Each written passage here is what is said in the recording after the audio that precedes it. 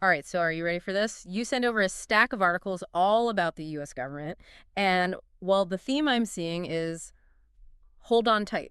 Oh, yeah. Yeah, we're talking immigration, we're talking tech giants getting involved, and a whole lot of controversy. Like, it's a lot to unpack. It is. But that's what we're here for, right? To, like, get into it. That's right. That's right. So we've got some really interesting sources this time. We've got stuff from AP News. We've got stuff from Fox News. So, we're getting both sides of the story here. Absolutely. Yeah. Having that range of perspectives is going to be crucial. Yeah, so we can really see what's actually going on and Yeah. what it means for people like, you and me and everyone listening. Right. Right. Because it's easy to get caught up in the headlines, but we want to go deeper. We want to understand the implications, the nuances. Yeah. Is it actually as chaotic as it seems?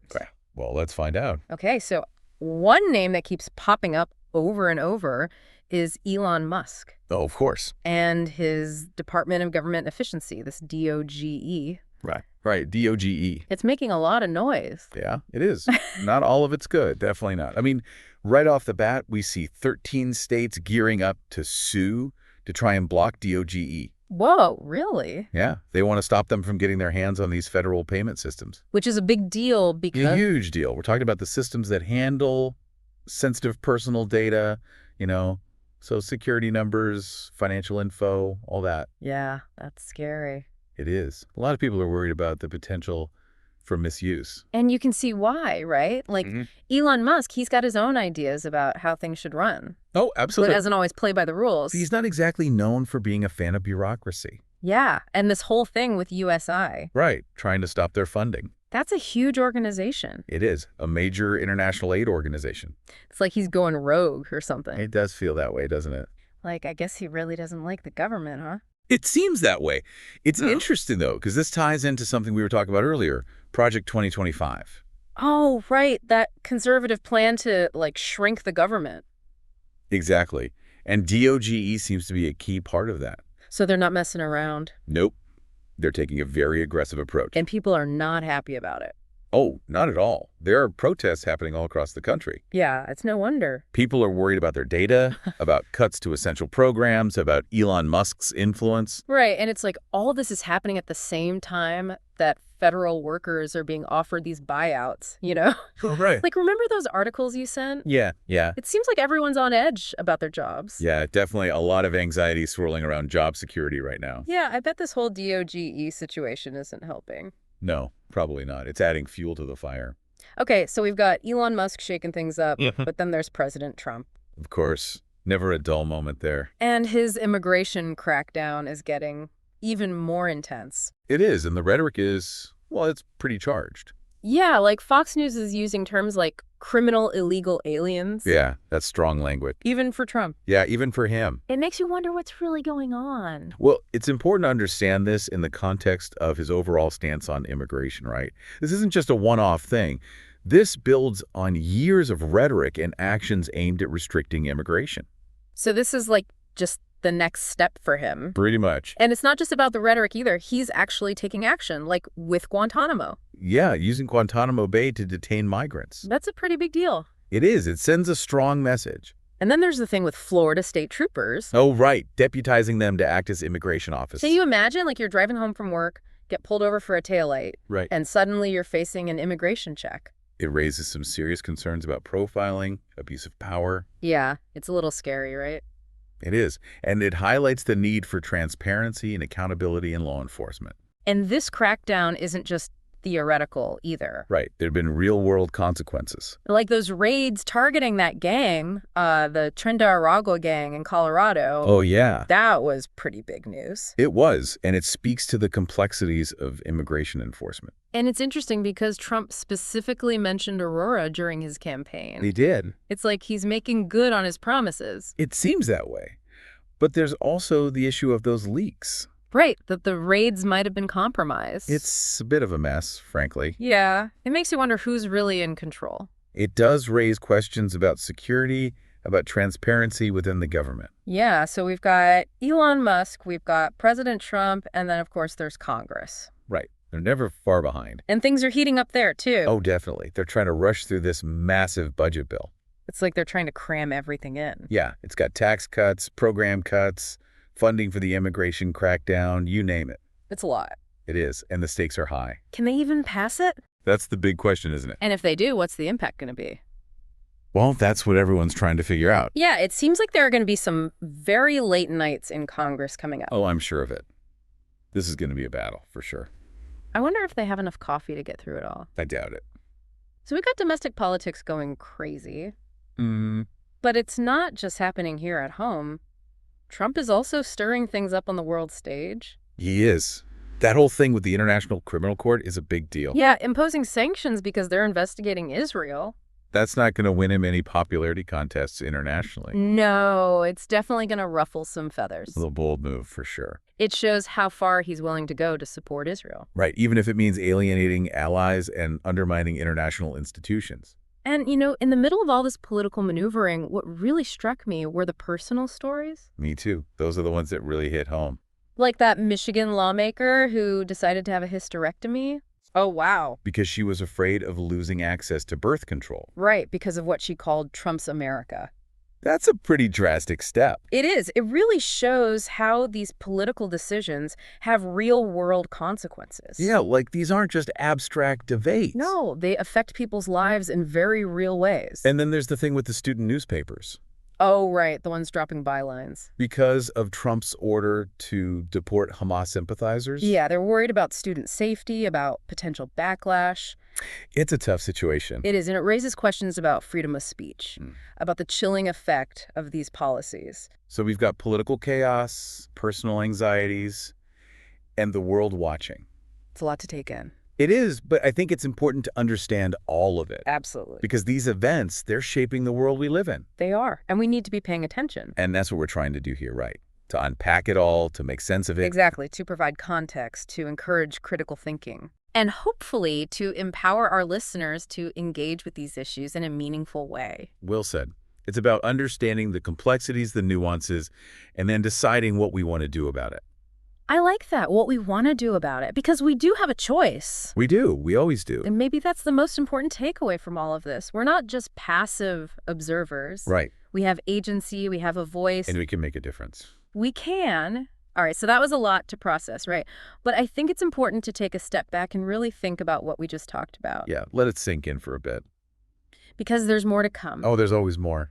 But I think we need a little break first. I agree. Give our listeners a chance to catch their breath. Right, to digest all this information. And then we'll dive even deeper. This is good to me. Okay, so we'll be right back after a short break. Right after this. It's a lot, isn't it? It feels like everything's connected somehow. Yeah, and it's all happening so fast. It is, like it's this whirlwind of activity. Yeah. But where's it all heading? That's the big question, right? Where's the power shifting? Exactly. And who's benefiting from all this? Well, we've got Elon Musk shaking things up with DOGE. Right, and he's definitely got his own agenda. Trump's using his executive power to push his immigration agenda. Which is causing a lot of backlash.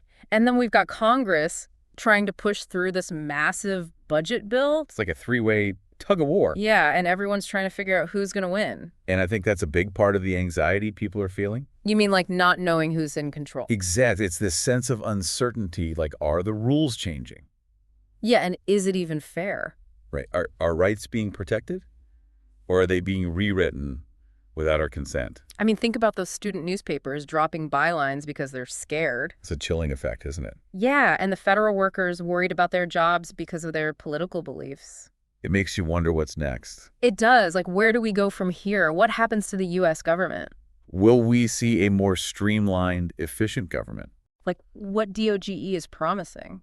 Right. Or will we see a more authoritarian, centralized government? One that prioritizes control over individual liberties. Exactly. And that's a scary thought. Yeah, it is. And we can't forget about the economic implications of all this. Oh, right. Like those budget cuts the Republicans are proposing? Yeah, those are going to have huge consequences. For everyone. Absolutely. We're talking potential cuts to social programs, education, healthcare. The list goes on and on. It does. And then there are the tax cuts. Which mostly benefit the wealthy, right? Right. It's classic trickle-down economics. Which hasn't always worked out so well in the past. No, it hasn't. So it's a gamble. A big one. And it's not just about the economics either. It's about the kind of society we want to live in. Yeah, like, do we want a society where everyone has a chance to succeed? Or do we want a society where the rich get richer and everyone else struggles to keep up?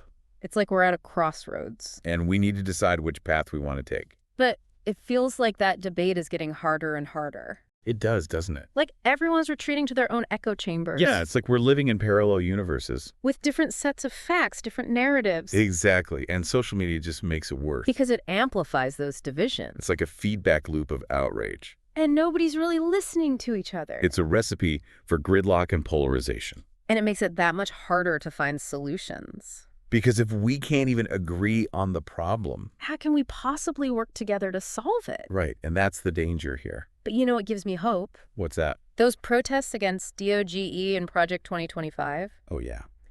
It shows that people aren't just sitting back and accepting all this. They're engaged. They're paying attention, and they're willing to fight for what they believe in. It's inspiring, isn't it? It is. It reminds me that we're not powerless. Right, we have a voice.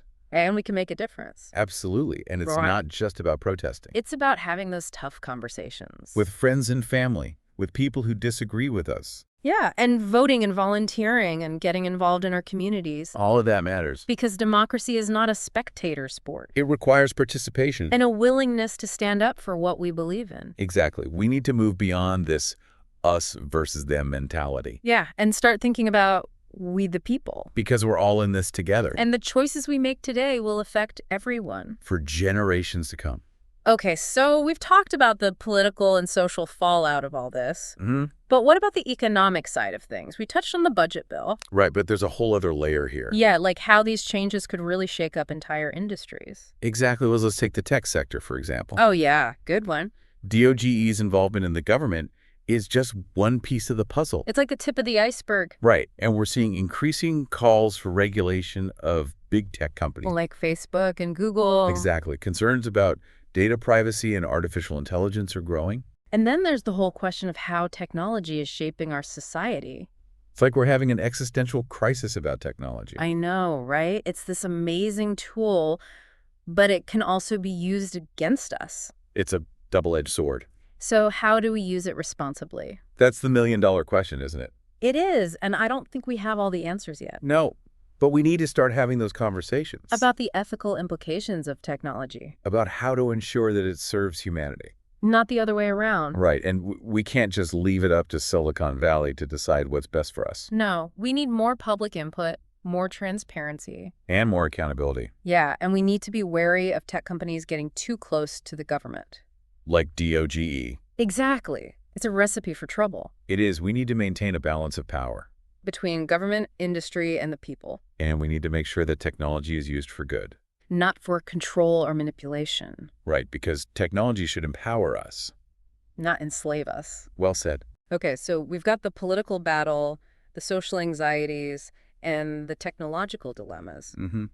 But there's another piece to this puzzle we haven't really talked about yet. Oh, it's that. The international dimension. Oh, yeah, we can't forget about that. Like, what are the global repercussions of all this? Right.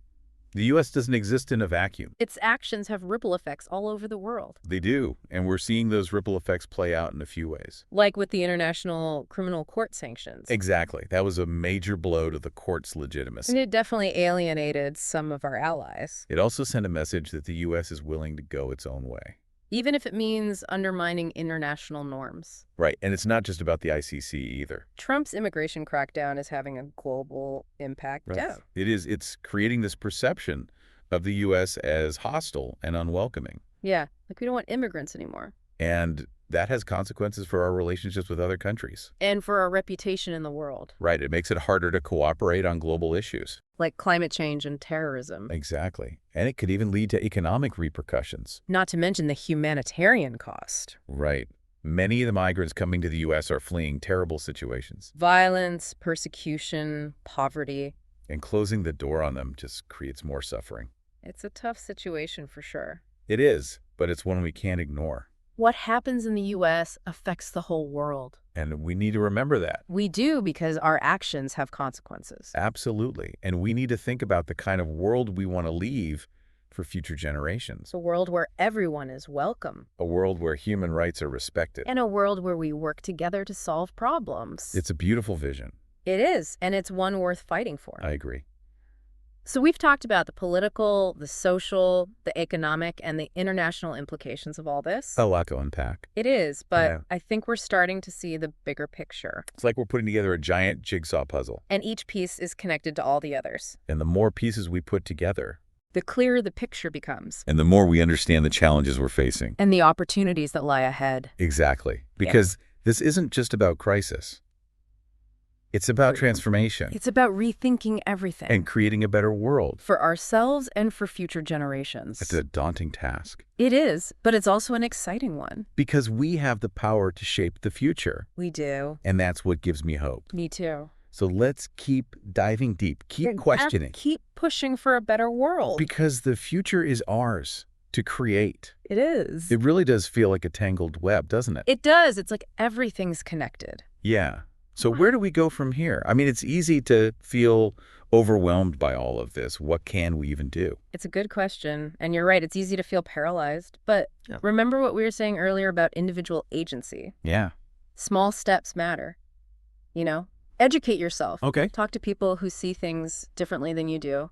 Support organizations that are fighting the good fight. Those things make a difference. And even just staying informed is a big step, I think. It is, absolutely. It's easy to just tune it all out. Oh, Just focus on our own lives, but we can't afford to be complacent, right? No, definitely not. Apathy's not an option right now. Yeah. And, don't underestimate the power of your own voice. Like speaking out. Yeah, reach out to your elected officials. Let them know what you think. Okay. Advocate for the policies you believe in. Get involved in local government. Volunteer in your community. Every action, no matter how small, it ripples outwards. And hey, you could even run for office yourself. There you go. We need more people who are passionate about these issues to step up. Absolutely. We need fresh voices, Yeah. new perspectives. Okay, so those are some concrete steps. But before we wrap up, I want to leave our listeners with something to really think about. Okay, I like where this is going. We've talked about the chaos, the uncertainty, the challenges, but what if this isn't just a crisis? What if it's an opportunity? I like that. I mean, old systems are crumbling, new ideas are emerging. It's messy, for sure, but maybe it's a chance to, hit reset. Rethink everything. Yeah, like we're standing at the edge of a new frontier. Exactly. That's kind of exciting, isn't it? It is. It's also a little terrifying, but we get to decide what kind of world we want to build from here. It's not about clinging to the past. Right. It's about embracing the future. With open minds. Yes. And a willingness to experiment, to learn, to grow. And who knows, maybe the solutions to these challenges will come from the most unexpected places. Right. Maybe it'll be a kid in a garage with a groundbreaking invention. Or a community organizer with a powerful vision. Or someone listening to this right now who feels inspired to take action. Exactly. The future is unwritten. We get to write it. That's a powerful thought. So to everyone listening, embrace the unknown, be bold, be curious, and never stop believing in your own power to make a difference. Beautifully said. And remember, you're not alone in this. There are so many people who share your concerns, your passions, your hopes. Connect with them, learn from them, and let's build something amazing together. I love that. Well, I think that about wraps up our deep dive for today. It's been a fascinating journey. It really has. And to all our listeners, thank you for joining us. We hope you found this informative, thought-provoking, and maybe even a little bit inspiring. We'll see you next time. Until then, keep diving deep, keep questioning, and keep pushing for a better world.